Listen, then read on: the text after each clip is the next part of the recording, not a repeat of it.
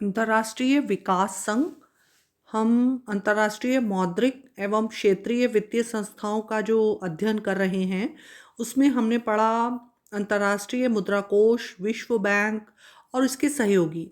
तो इसके सहयोगी में हमने उससे पहले पढ़ चुके हैं इंटरनेशनल फाइनेंस कॉरपोरेशन, अंतर्राष्ट्रीय वित्त संस्थान या अंतर्राष्ट्रीय वित्त निगम, जिसे बोलते हैं इंटरनेशनल फाइनेंस कॉरपोरेशन। आज हम इसके बारे में पढ़ेंगे अंतर्राष्ट्रीय विकास संघ, ठीक है, आईडीए जिसे शॉर्ट फॉर्म में बोलते हैं, इंटरनेशनल डेवलपमेंट एसोसिएशन। दरअसल अंतर्राष्ट्रीय विकास संघ की स्थापना का जो विचार आया वो 1958 में अमेरिकी सीनेट के सदस्य श्री मोन रोनी ने दिया, जिन्होंने उसका प्रपोजल दिया और उसके बाद तत्कालीन जो राष्ट्रपति थे अमेरिकी, उन्होंने उसे स्वीकृति प्रदान करी।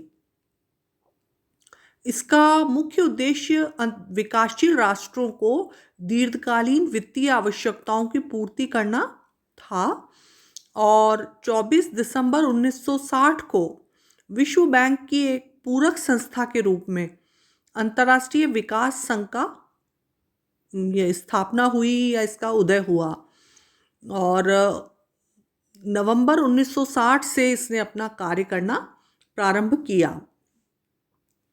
इसके जो मुख्य उद्देश्य हैं वो है कि ये विश्व बैंक की एक पूरक संस्था के रूप में कार्य करते हुए विकासशील एवं कम विकसित सदस्य राष्ट्रों को उनके विकास संबंधी आवश्यकताओं की पूर्ति के लिए सस्ते, सुलभ एवं दीर्घकालीन उदार ऋण उपलब्ध कराता है। ठीक है।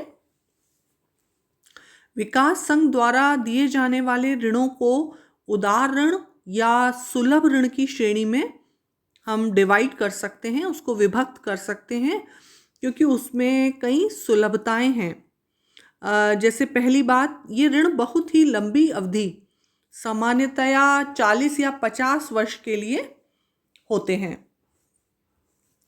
दूसरा, ऋणों की ब्याज दर बहुत कम होती है, जो ब्याज दर है वो कम दर से वसूल की जाती है।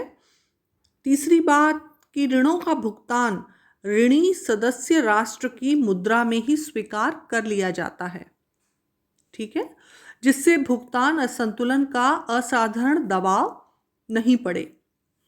और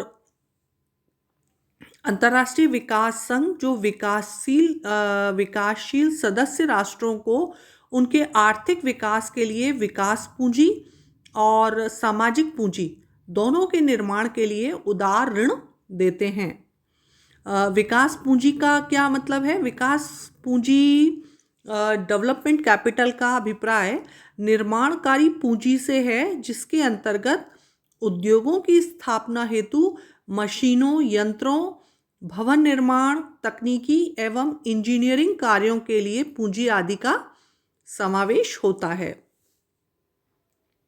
और सामाजिक पूंजी, सोशल कैपिटल का अभिप्राय सार्वजनिक विनियोग कार्यों द्वारा विकास के लिए आवश्यक अंतः संरचना का निर्माण करना है, जिसके अंतर्गत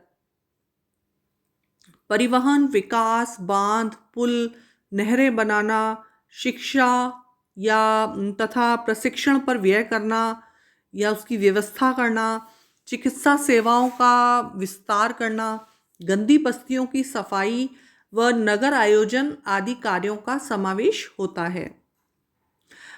इन दोनों प्रकार की दीर्घकालीन पूंजी की व्यवस्था आसान शर्तों व कम ब्याज दरों पर करने के साथ साथ उनके पुनः भुगतान की व्यवस्था सदस्य ऋणी राष्ट्र की स्वयं की मुद्रा में ही स्वीकार करना, ताकि भुगतान संतुलन के दबाव से वो मुक्त हो सकें। अगर हम देखें तो इसका अगर मूल्यांकन करें तो पाएंगे कि जब इसका नवंबर 1960 से जब इसने कार्य प्रारंभ किया, तब से इसने निरंतर प्रगति की है अंतर्राष्ट्रीय विकास संघ ने। एक तो इसके सदस्यों की संख्या में लगातार वृद्धि हुई है, ठीक है, सदस्य जो देश हैं उनमें। फिर स्वीकृत ऋणों में वृद्धि हुई है। इसके अलावा ऋणों के क्षेत्रीय संवितरण में संतुलन देखा गया है, ठीक है। सभी दक्षिण अमेरिका को भी प्राथमिकता दी है, जबकि एशियाई देशों को भी प्राथमिकता दी है इसने अपने ऋणों को प्रदान करने में, जो दीर्घकालीन ऋण प्रदान किए हैं उसमें। इसके अतिरिक्त ऋणों का उद्देश्य उचित वितरण, ऋणों का उद्देश्य अनुसार उचित वितरण किया गया है, ठीक है। जिस जिस क्षेत्र में आवश्यकता है उस देश में उस परियोजना के विकास के लिए ऋण वितरित किया गया है।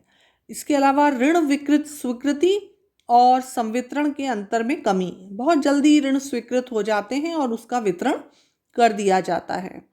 इसके अतिरिक्त निर्धन देशों को अधिक सहायता दी है इसने, अगर इसका मूल्यांकन के रूप में देखें तो।